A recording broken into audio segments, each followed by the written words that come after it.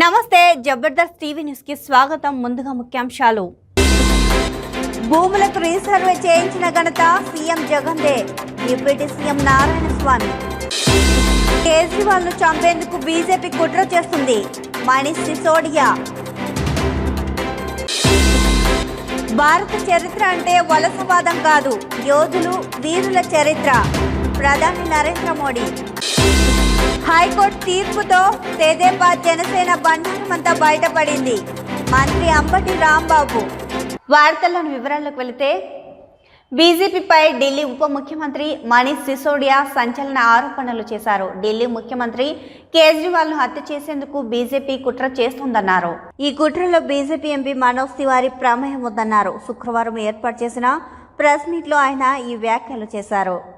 Gujarat assembly, Delhi municipal corporation ఎన్నికల్లో ఓటమి భయంతో ఢిల్లీ సీఎం కేజ్రీవాల్ ను హత్య చేసేందుకు బీజేపీ కుట్ర పన్నుతోంది.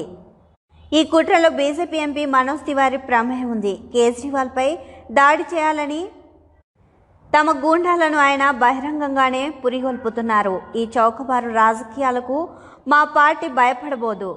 బీజేపీ గూండాయిజానికి ప్రజలు తగిన బుద్ధి చెబుతారని స్పష్టం చేశారు. एमसीडी के चुनाव में और गुजरात विधानसभा के चुनाव में, उससे भारतीय जनता पार्टी इतनी बुरी तरह से बौखला गई है कि वो अब अपनी साजिशों से ऊपर उठकर, अपने षड्यंत्रों से ऊपर उठकर हत्या के मंसूबे बनाने लगी है। इन्होंने इस चुनाव से पहले अरविंद केजरीवाल जी को बदनाम करने की खूब कोशिश की, तरह तरह के बयान देकर, गाली गलौज करके खूब उनको मोरल डाउन करने से लेके उनको नीचे लाने की बहुत कोशिश की इन्होंने, लेकिन ये किसी भी कोशिश में कामयाब नहीं हुए। तो कल मनोज तिवारी जी ने एक तरह से धमकी दी है केजरीवाल जी को, और मनोज तिवारी जी की उस धमकी से ये साफ हो जा रहा है कि भारतीय जनता पार्टी अरविंद केजरीवाल जी की हत्या करने की साजिश कर रही है। जिस तरह से कल मनोज तिवारी जी ने जिस भाषा में बात की है, वह पूरी तरह से खुली धमकी है कि षड्यंत्रों में अरविंद केजरीवाल जी को फंसाने में नाकामयाब भाजपा तरह तरह की गाली गलौज, तरह तरह के आरोपों, तरह तरह के झूठ में उनको बदनाम करने की कोशिशों में नाकाम हुई भाजपा अब हत्या की कोशिशों पर उतर आई है। जिस तरह का अब षड्यंत्र रचा गया है, वो मनोज तिवारी जी की भाषा से साफ हो जा रहा है। मनोज तिवारी जी कहने के लिए कह रहे हैं कि कोई हमला कर सकता है, लेकिन उनको कैसे पता, उनको कैसे अंदाजा है इस बात का? इसकी पूरी जांच होनी चाहिए। आज हम इस मामले की शिकायत इलेक्शन कमीशन में भी करेंगे और एफआईआर भी कराएंगे, और मांग करते हैं कि अरविंद केजरीवाल जी को हत्या की धमकी देने के आरोप में मनोज तिवारी जी को गिरफ्तार किया जाए और उनसे पूरी पड़ताल की जाए कि उनको इस षड्यंत्र के बारे में क्या क्या पता है, कौन कौन लोग इस षड्यंत्र में शामिल हैं, उनके फ़ोन से लेके उनके मूवमेंट, उनके आसपास के कितने लोग इसमें शामिल हैं, इसकी पूरी जाँच की जाए। क्योंकि ये मामला सीरियस है। भारतीय जनता पार्टी का एक नेता अरविंद केजरीवाल जी की हत्या की धमकी दे रहा है, वो पहले से बता रहा है कि ऐसा होने जा रहा है। इसकी पूरी जांच होनी चाहिए। आज अरविंद केजरीवाल देश में एक बहुत लोकप्रिय नेता हैं, वो एक काम करने वाले मुख्यमंत्री के रूप में जाने जाते हैं। लोग उनको इस रूप में देखते हैं कि ये व्यक्ति जो कहता है वो करके दिखाता है। इसकी राजनीति में चोरी चकारी की गुंजाइश नहीं है, धोखा देने की गुंजाइश नहीं है। अरविंद केजरीवाल जी की राजनीति जनता के भरोसे की राजनीति है। इसलिए भारतीय जनता पार्टी अब अपने निम्नतम स्तर पर उतर के उनकी हत्या कराने की साजिश कर रही है, और हम इसको लेके पुलिस और चुनाव आयोग दोनों के पास जाएंगे।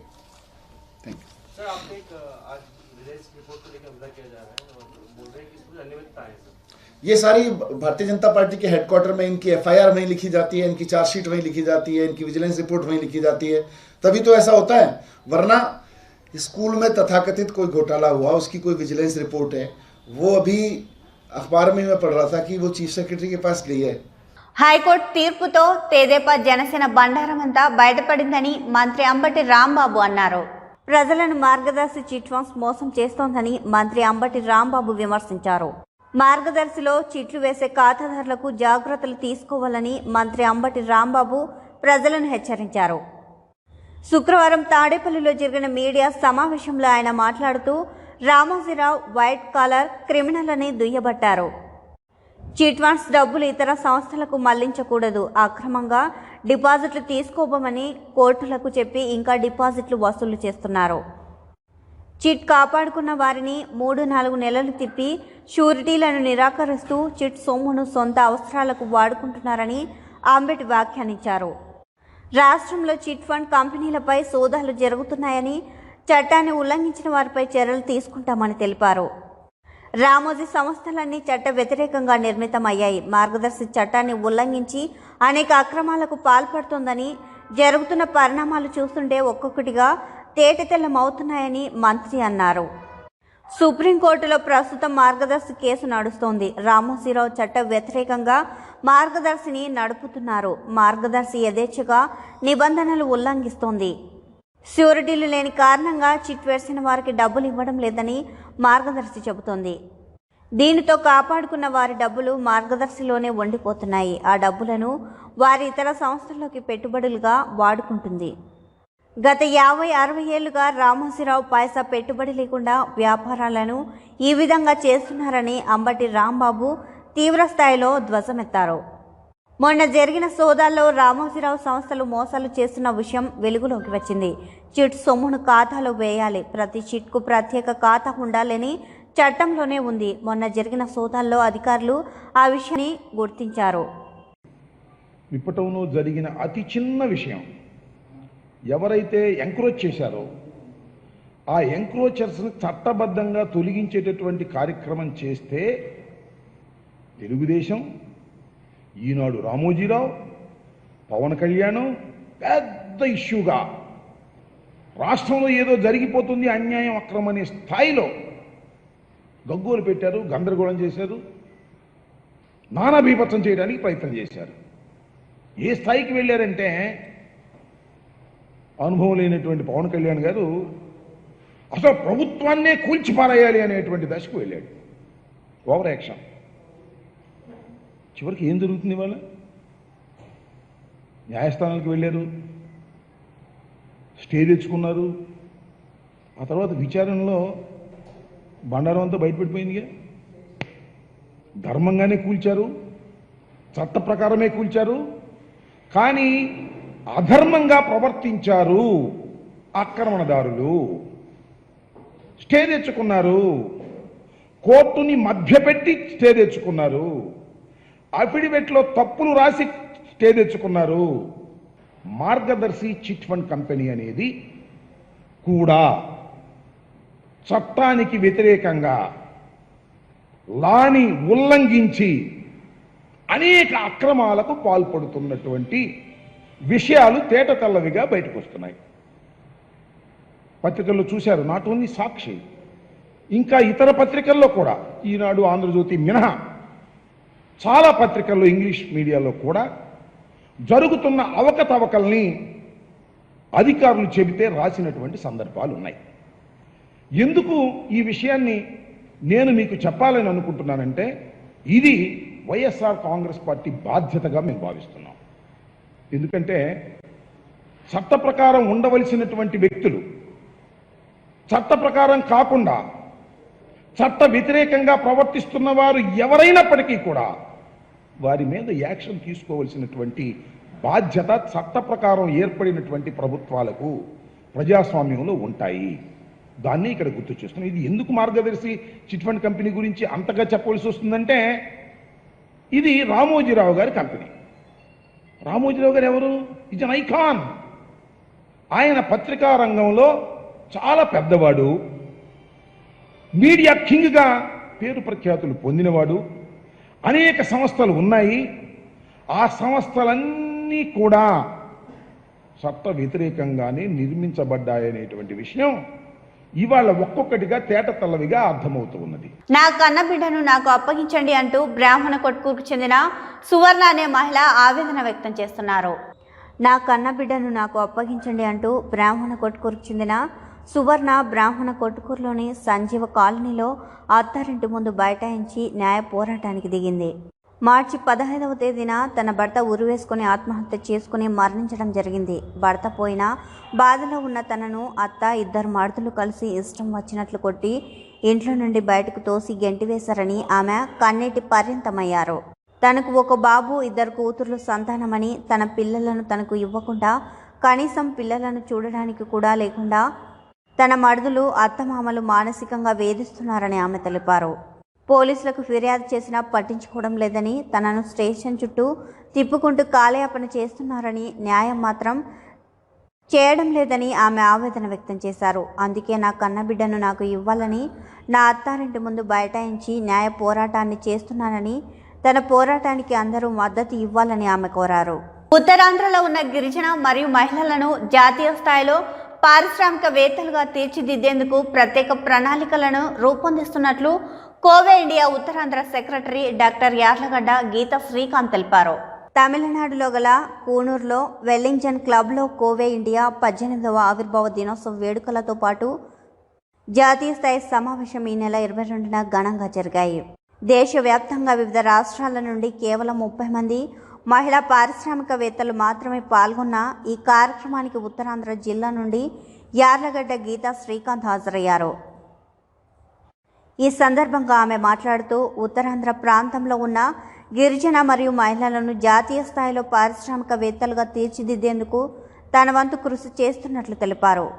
గిరిజన ఉత్పత్తులను దేశవ్యాప్తంగా అమ్మకాలు జరిగేలా ప్రత్యేక ప్రణాళిక రూపొందిస్తున్నామని వివరించారు. అలాగే భవిష్యత్తులో కొన్ని కళాశాలలను అనుసంధానం చేసుకొని యువతి యువకులను వ్యాపార రంగం వైపు ఆసక్తి కలిగించే ఉచిత శిక్షణ తరగతులను నిర్వహించనున్నట్లు ఆమె వెల్లడించారు.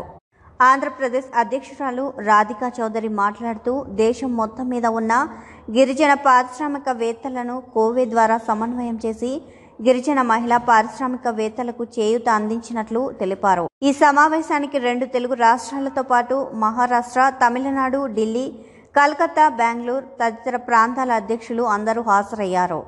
ఈ కార్యక్రమంలో కోవే జాతీయ అధ్యక్షురాలు మధుత్యాగి, జాతీయ కార్యవర్గ సభ్యులు అపర్ణ, లలిత, సుమన్, సౌదామణి తదితరులు పాల్గొన్నారు. ఢిల్లీలో అస్సాంకి చెందిన 17వ శతాబ్దపు అహెం జనరల్ లచిత్ బర్జ్కార్ 400వ జన్మదిన కార్యక్రమాలు జరుగుతున్నాయి.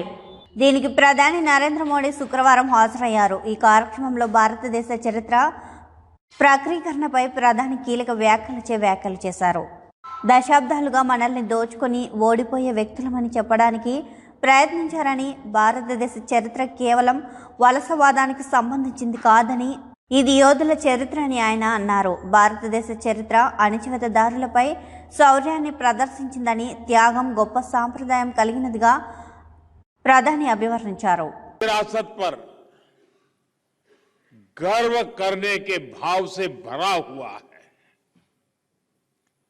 आज भारत न सिर्फ अपनी सांस्कृतिक विविधता को सेलिब्रेट कर रहा है, बल्कि अपनी संस्कृति के ऐतिहासिक नायक नायिकाओं को गर्व से याद भी कर रहा है। लासित बोरफुकन जैसी महान विभूतियां भारत मां की अमर संतानें इस अमृत काल के संकल्प को पूरा करने के लिए हमारी अविरत प्रेरणा है, निरंतर प्रेरणा है।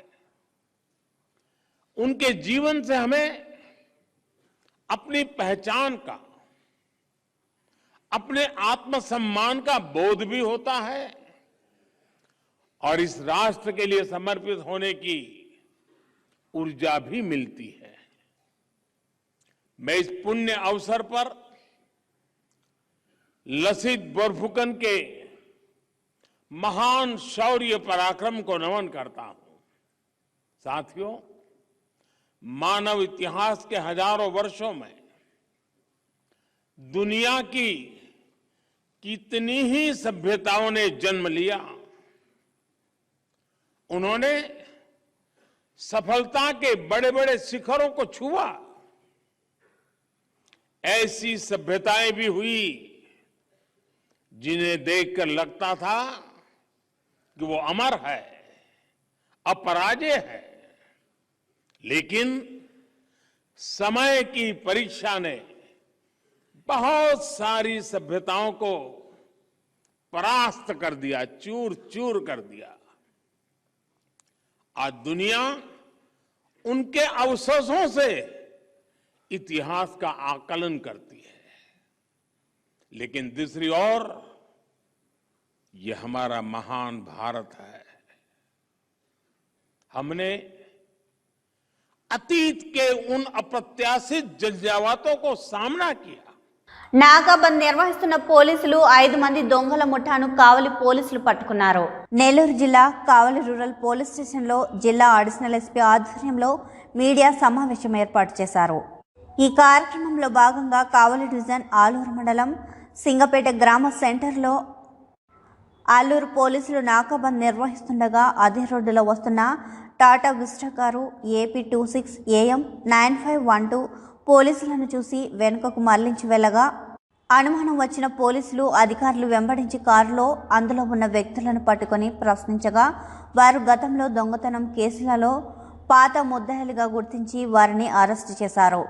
కారును పరిశీలించగా అందులో ఉన్న 2 ల్యాప్టాప్లు, 3 సెల్ ఫోన్లు, 2 కత్తులు, 26 మందు బాటిళ్లు, చేతి గ్లౌజులు 4, ఐరన్ రాడ్ 1, 70,000 నగదు ముద్దాయిల నుండి స్వాధీనం చేసుకున్నారు. వారిని ప్రశ్నించగా వారు చేయాలనుకున్న దొంగతనాలు, 2 మర్డర్లు, వాటి కోసం రెక్కి నిర్వహించి వస్తుండగా పట్టుబడినట్టు వారిపై కేసు నమోదు చేసి రిమాండ్కు పంపామని అడిషనల్ ఎస్పీ మీడియాకు తెలిపారు. యాక్చువల్లీ వీఆర్ హియర్ ఈరోజు మనము 108/22 అనే ఒక crime number of Alluru PS crime నెంబర్లో ముద్దాయిల్ని అదుపులోకి తీసుకొని అరెస్ట్ చేసిన దాని గురించి చెప్పుకోవడానికి press meet we have gathered over here. ఈ case 399 IPC 120B 25(1A) arms act and 34A1 AP excise amendment act కింద అల్లూరు పిఎస్లో నమోదు చేయడం జరిగింది ఈరోజు.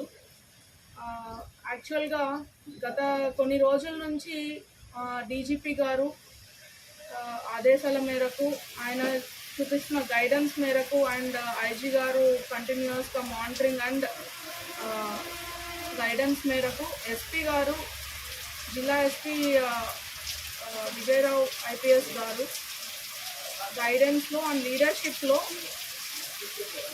నేరాలను నిరోధించడానికి ఒక పర్టికులర్ ప్లాన్ లాగా తీసుకున్నాము. డిఫరెంట్ యాక్టివిటీస్ నెల్లూరు జిల్లా మొత్తము చేయడం స్టార్ట్ చేసాము.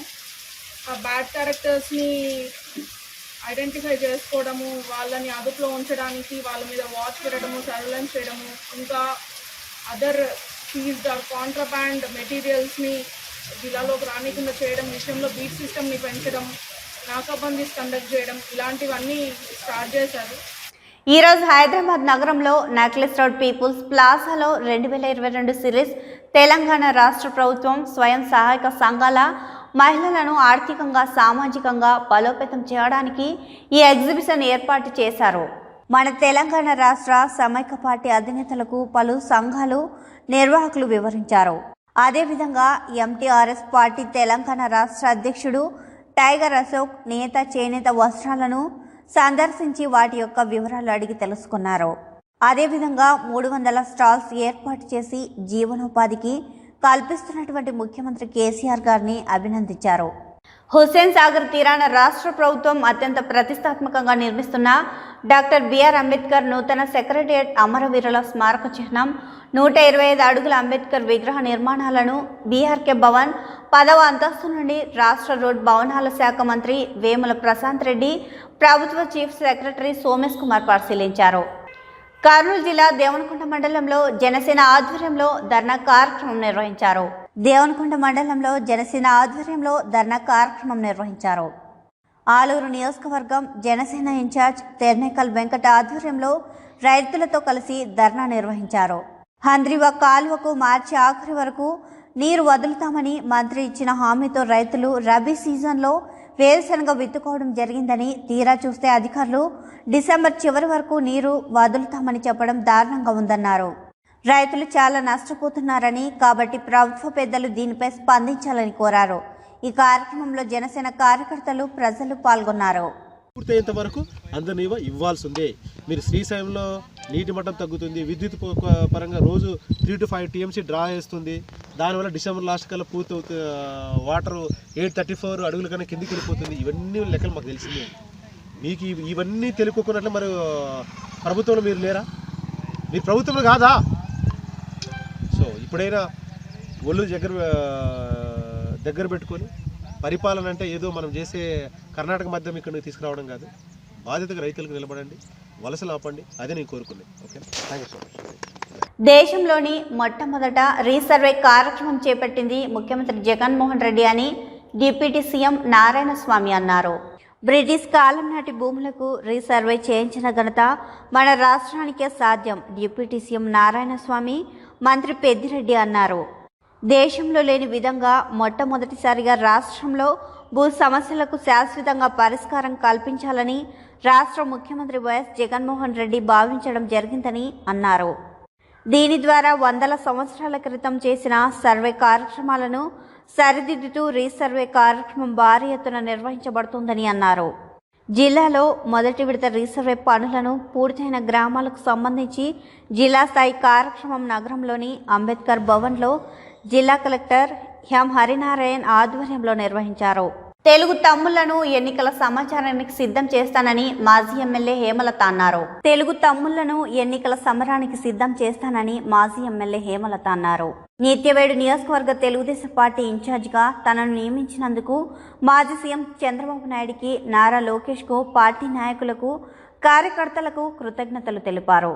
నిత్యవేడు నియోజకవర్గానికి టీడీపీ కంచుకోటగా పూర్వ వైభవాన్ని తేవడానికి కార్యకర్తలు సిద్ధం కావాలని పిలుపునిచ్చారు. అందరికీ నమస్కారం. ఈరోజు తెలుగుదేశం పార్టీ నాయకులు, అధికారులు, ఉన్నటువంటి కార్యకర్తలు, పత్రికా విలేకరులు అందరికీ పేరు పేరున 7 మండలాల నుండి వచ్చినటువంటి పిచ్చాటూరు, నారాయణవనం, కేవీబీపురం, బిఎన్ కండ్రిక, వరదైపాలెం, సత్యవీడు నుండి వచ్చిన ప్రతి ఒక్కొక్క నాగలాపురం అందరికీ పేరు పేరు నా హృదయపూర్వక నమస్కారాలు తెలియపరుచుకుంటున్నాను. ముఖ్యంగా ఈరోజు చంద్రబాబు నాయుడు గారు నా మీద ఉన్నటువంటి నమ్మకం, ప్రేమ, అభిమానం, గౌరవంతో నాకు సచివుడికి ఇన్ఛార్జిగా వేసినందుకు మీ అందరి తరపున నా హృదయపూర్వక ధన్యవాదాలు. చంద్రబాబు నాయుడు గారికి, లోకేష్ గారికి మరియు అచ్చెన్నాయుడు గారికి ప్రత్యేకంగా చిత్తూరు జిల్లా, తిరుపతి జిల్లా నాయకులందరికీ నా హృదయపూర్వక నమస్కారాలు తెలియపరుచుకుంటూ ఇది నాంది పలుకుతున్నాము.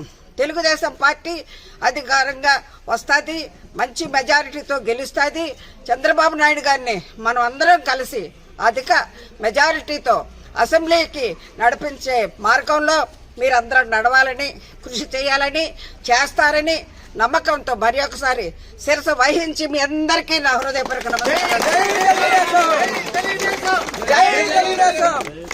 జై చంద్రబాబు నాయుడు. వార్తలు ముగించే ముందు ముఖ్యాంశాలు మరోసారి. భూములకు రీసర్వే చేయించిన ఘనత సీఎం జగన్దే, డిప్యూటీ సీఎం నారాయణ స్వామి. కేజ్రీవాల్ ను చంపేందుకు బీజేపీ కుట్ర చేస్తుంది, మనీష్ సిసోడియా. భారత చరిత్ర అంటే వలసవాదం కాదు, యోధులు, వీరుల చరిత్ర. ప్రధాని నరేంద్ర మోడీ. హైకోర్టు తీర్పుతో తెదేపా జనసేన బండారమంతా బయటపడింది, మంత్రి అంబటి రాంబాబు. ఈ వార్తలు ఇంతటితో సమాప్తం. నమస్కారం.